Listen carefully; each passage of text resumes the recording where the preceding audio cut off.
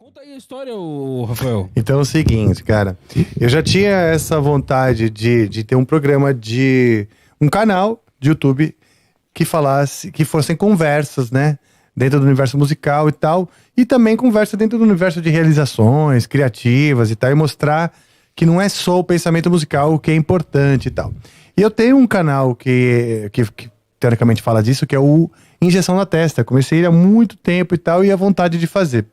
E sempre foi, mas eu praticamente abandonei o canal, porque sempre fiz muito sozinho. Tive uma equipe no começo, mas depois fiquei sozinho, e é muito difícil produzir esse tipo de conteúdo sozinho. Eu percebi que o YouTube tem suas regras, tem que entender de YouTube, algoritmo, essa história toda. Eu falei, não quero saber essas coisas, eu não tô afim de aprender essas alturas, tudo isso. Quando eu tiver um pessoal que vá comigo, eu faço. Aí eu fui chamado pra conversar no Studios Flow. No Flow, no Flow Podcast. No Flow Podcast, fui chamado Foi você e... Eu e o Marcelo Barbosa. Você e o Marcelo Barbosa, perfeito. Inclusive, a gente tava numa semana que tava ensaiando aqui, eu, o Barbosa e o Felipe e tal. E eu tava indo pra lá nesse dia, e aqui nesse mesmo estabelecimento. Aliás, eu tava ensaiando nessa sala com o Barbosa e com o Felipe. E você tava montando um podcast na outra sala. Na outra sala onde vai ser a banda, perfeito. Certo, então na outra sala. Aí o Deco falou, como é que vai e tal, me apresentaram, o Deco, não sei, a gente se trombou aqui nesse corredor. Aqui no corredor. Nesse exato corredor aqui. E ele falou, não, eu tô me especializando nessa história de podcast, eu manjo de vídeo, eu sou diretor, que tem assado e tal, e novo, né? Quantos anos você tem, Deco? Tenho 27. 27, novo Tinha pra caramba. 26 na época. Já tive canal de YouTube, isso aqui não manjo de tudo. Falei, porra, cara, eu já estava de olho, né? Num parceiro que conhecesse, né? E na hora bateu a vibe, né? E eu tô indo lá pro Estúdio Flow hoje, por coincidência, tá? Ele falou assim, cara, saca tudo que você puder lá, e porque eu tô estudando essa coisa de podcast, e eu modelo muito o Flow, porque eu admiro muito o Flow, sou fã dos caras, os caras tá fazendo um puta trabalho foda. Pega tudo que você puder de informação lá, porque lá é o canal, né? Ela falou, pô, legal. Então eu fiquei com isso na cabeça lá, fui lá, conversei com eles e tudo mais, mas depois que acabou, fiquei conversando mais ainda com o Igor, com o Serginho, irmão dele. Beijo, Serginho, você é incrível, maravilhoso. Cara. Aliás, o Serginho foi peça fundamental aqui no nascimento do Amplifica, porque ele de cara curtiu as ideias, né? Eu cheguei a dizer, olha, eu tenho algumas ideias aí pra...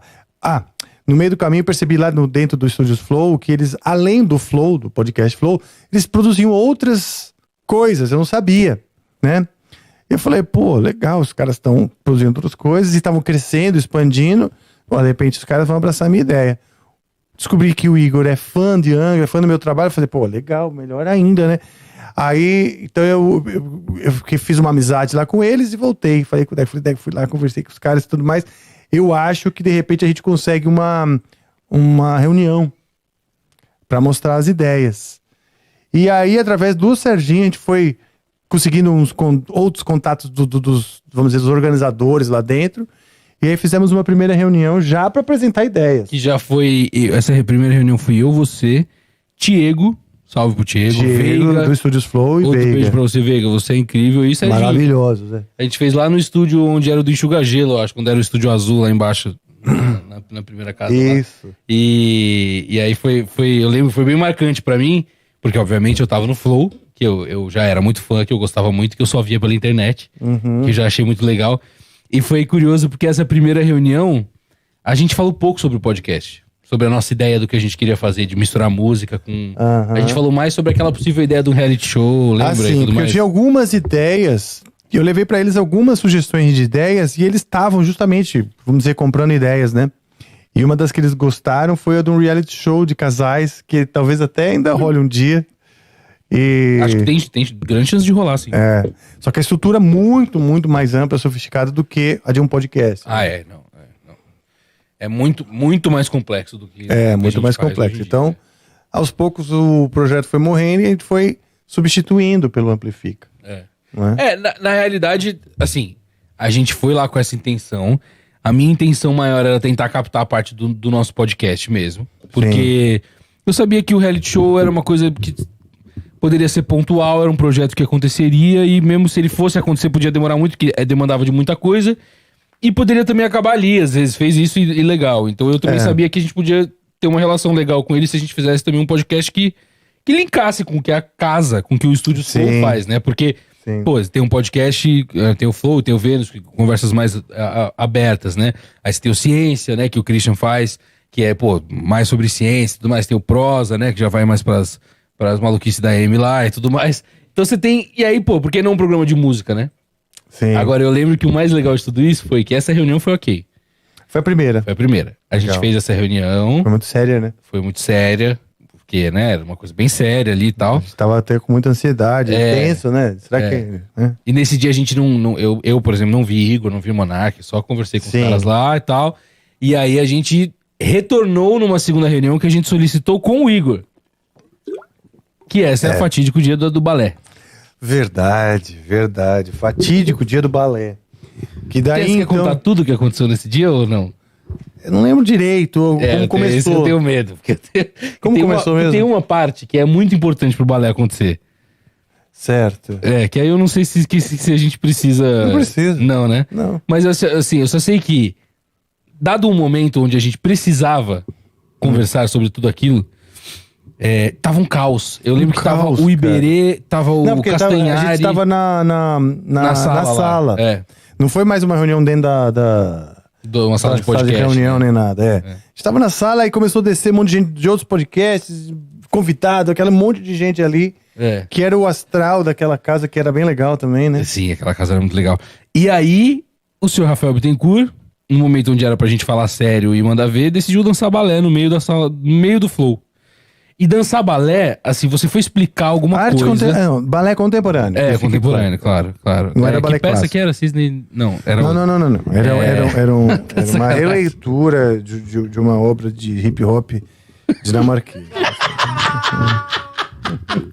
Eu só sei, cara, que eu fui vendo a nossa possibilidade de talvez fazer um programa com o Flow indo por água abaixo. E eu olhando tudo aquilo e falando, tá, já os caras vão subir. E no final a gente só dançou arte contemporânea, balé de hip hop dinamarquês. Eu mesmo nem dancei, só fiquei ali com a cara meio estranha.